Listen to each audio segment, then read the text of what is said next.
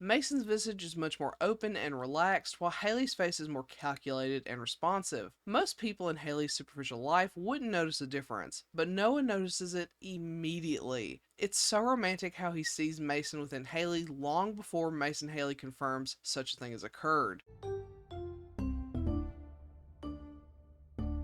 Hi, welcome back to my channel. Today we'll be discussing Kill the Lights by Jang Ryang. And if you haven't already, go ahead and click subscribe and get your BL Library card for the BL Library. Before we get started, there will be spoilers, so if you don't want to be spoiled in this manhwa, go ahead and click off now. No worries, I'll catch you next time. For those of you who decide to stick around, let's go over some content warnings. There may be references to gun violence, gossiping, invasion of privacy, mentions of suicide, suicidal ideation, kidnapping, drug addiction, mentions of alcoholism, drug use, obsession, death, blood, murder, threats of suicide, child labor, slut shaming, strained familial relationships, bullying, age gap, child abuse, PTSD, police, excessive drinking, mentions of sex addiction, rituals, stalking, homomesia, assault, mugging, power imbalance, BDSM, dubcon, blackmail, coercion, gambling, missing persons, military, hostage situations,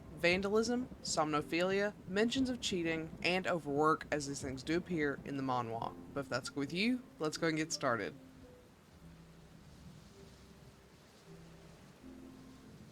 Healy Rusk, real name Reese, is a wild child. He's well known for drug use, excessive drinking, and his unusual obsession with Noah Ray Carlton, a well-known rich kid turned rich man. No matter how bad his public image is, Healy is only interested in his own self-interests. Unfortunately, while trying out the occult to get Noah's affection, all of the damage to his body finally catches up to him. Healy Rusk, as he is known, passes away due to a heart attack. Miles and miles away, Mason, a mercenary, is on a mission with two other mercenaries. His target is begging for his life, offering the code to a safe where there are possibly millions, if not billions, hidden away. Mason isn't interested and takes out the mark, only to be shot by his teammate who wants the money for himself. This is supposed to be the end of Mason's life, but to his surprise, he ends up waking up in a hospital room where people talk about how they can't wait for, quote, Reese's inheritance. Mason couldn't be any more different than Healy Rusk, but somehow he's reborn or transmigrated into his body. Rather than be bothered or disturbed by the sudden change, Mason sees this as an amazing opportunity. He doesn't have to do dangerous and horrific work anymore, he has enough money to quietly retire from show business and start a cafe, and if he decides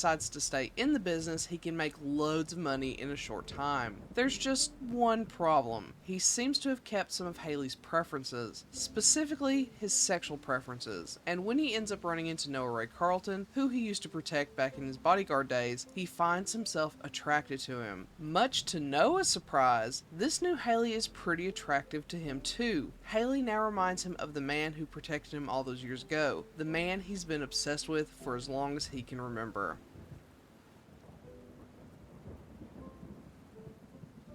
To start with, the art style for this is very interesting. It is super inconsistent and is often disproportionate, but I adore it. It's super expressive, the coloring is vibrant and satisfying, and I just enjoy it. Some characters look out of place, like Healy's manager, whose design looks like he might be from a sketchy episode of Old School Care Bears, though this could be because he's one of the only nice people in the series. The proportions can sometimes be a bit weird, and the shading on the nose is a bit odd from time to time, but it's not terrible. I still like it despite all of its flaws, and I think it fits the narrative really well, which is really all that matters. Healy's design is one aspect of the art that really enhances the narrative. There's a distinct difference between the original Healy and Mason Healy that goes beyond his personality. The expressiveness of the style really helps differentiate between the two. Mason's visage is much more open and relaxed, while Healy's face is more calculated and responsive. Most people in Healy's superficial life wouldn't notice a difference, but Noah notices it immediately. It's so romantic how he sees Mason within Healy long before Mason Healy confirms such a thing has occurred. But it also highlights the dark side of Noah, the side that no one else sees too. It exposes his obsessive side, so just as Noah can see Mason for who he truly is within Healy, Mason learns just how dark and disturbed Noah is beneath the shiny veneer. Furthermore, there's the use of names for Healy. Now this didn't confuse me, but I think it's worth mentioning because I imagine it might be confusing for some people. Our bottom's name is Reese, but his stage name is Healy. Healy. However, he is Mason inside of Healy's body. So you'll hear some people call him Reese, others will call him Healy, and Noah calls him Mason. I like that this is a thing because it's realistic. I can totally see people who know Healy personally calling him by his birth name. I like seeing people in the industry calling him Healy, but I especially adore Noah calling him Mason, as it plays into this idea that Noah is the only one who truly knows him and helps establish their connection. It doesn't make it any less confusing, but the meanings behind it are all really powerful to me, so I like it. Unfortunately, the overall story though is severely lacking. There are vague hints that Healy tried some form of occult ritual to trigger Mason being reborn into his body, but we don't see anything about that beyond the circle in Healy's basement and the person who gave Healy that information. It felt like such a weird way of explaining why it happened. Similarly, the romance buildup between Noah and Mason feels very superficial, and I hate that it's played off as if Healy's sexual preferences lingering within his body is what makes Mason see Noah sexually or romantically. As a pansexual myself, I hate that such a weird excuse is used when it could very well be explained as Mason realizing he's attracted to men as a bisexual, pansexual, demisexual, etc. I do like that Noah comes to terms with his attraction for Mason, realizing his attraction is romantic and sexual in nature without some silly reasoning like Mason. There are also stalker, jealousy, and mercenary plotlines that never feel fully fleshed out and are solved instantly. We just needed so much more time and attention for these plotlines to get the attention they needed.